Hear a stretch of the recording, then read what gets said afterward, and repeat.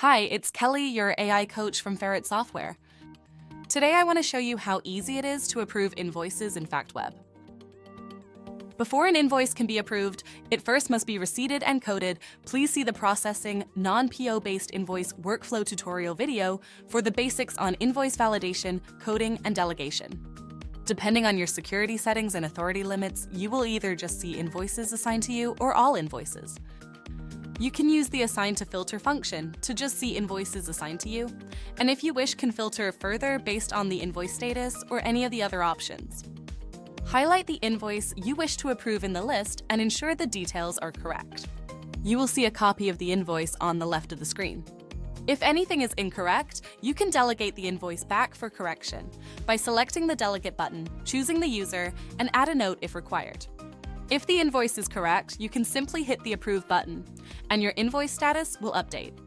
If the amount you are trying to approve is over your authority limit, rather than the invoice status changing to approved, you will see a pop-up box requiring you to delegate the invoice to someone with a higher authority limit. Pick the relevant user from the list that shows. You will see the Notes section automatically populates that the next level approver is required.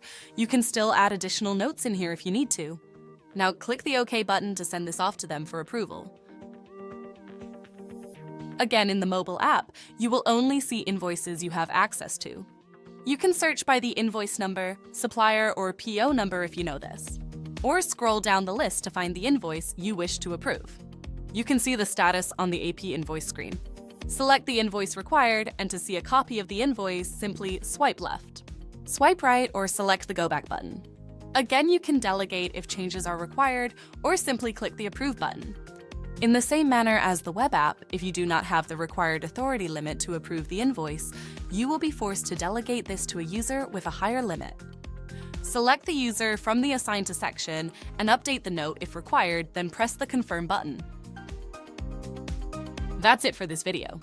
Please check out our other videos for helpful tips and tricks. If you have any questions, please reach out to the support team at helpdesk@ferretsoftware.co.nz. Thank you.